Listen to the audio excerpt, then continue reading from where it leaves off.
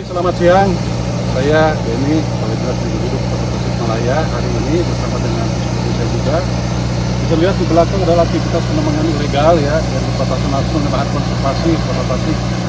Itu hari ini kita akan kembali melakukan upaya reklamasi berupa penanaman pohon bambu di sekitar area yang masih bisa kita selamatkan untuk upaya-upaya kegiatan penghijauan dan budaya dan juga ya reklamasi. Berdasarkan hukum positif yang berlaku, penambangan ilegal merupakan salah satu dari tindak pidana bidang pertambangan yang dilarang dalam Undang-Undang Minerba dan perubahan Undang-Undang Minerba. Terdapat dua jenis sanksi bagi pelanggar ketentuan larangan dalam Undang-Undang Minerba, yaitu sanksi administratif dan sanksi pidana. Selain itu, pelaku juga dapat dikenai sanksi tambahan.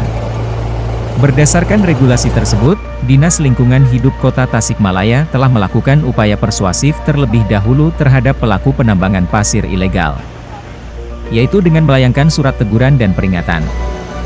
Adapun sebagai upaya penyelamatan lingkungan seiring proses hukum berjalan, kami bekerja sama dengan Pusaka Indonesia melakukan aksi reklamasi penanaman pohon bambu di area yang telah terlanjur ditambang. Upaya ini dilakukan juga sebagai penegasan batas lahan konservasi milik Dinas Lingkungan Hidup Kota Tasikmalaya.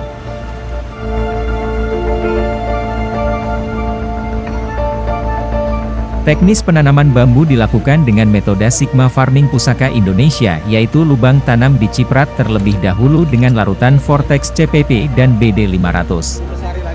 Dengan tujuan untuk memulihkan kondisi tanah dan menyuburkan tanah tempat penanaman bibit. Pohon bambu dipilih karena salah satu keunggulan bambu sebagai tanaman konservasi lingkungan adalah kemampuannya dalam menjaga ekosistem air. Sistem perakaran tanaman bambu sangat rapat. Akar-akarnya menyebar ke segala arah, baik menyamping ataupun ke dalam.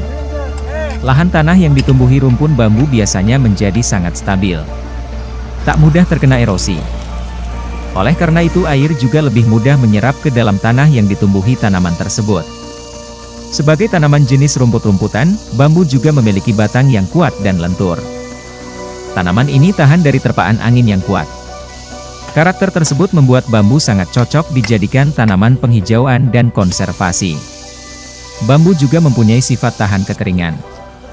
Kemampuannya untuk tumbuh di lahan curam pada ketinggian antara 1 hingga 1.500 meter di atas permukaan laut. Sehingga sangat berguna untuk menahan tanah dari erosi dan longsor. Mengutip dari Yayasan Kehati Keanekaragaman Hayati Indonesia, rimpang tanaman bambu yang saling terjalin dalam satu rumpun menjadi pencegah tanah longsor, dan penyimpan air yang baik.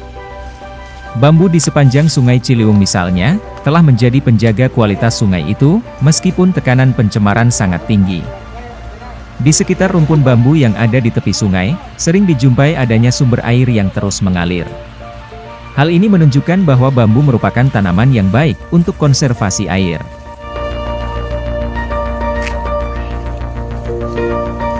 Kebutuhan akan tanaman bambu yang sangat besar untuk kepentingan ekonomi, serta kurangnya upaya budidaya bambu.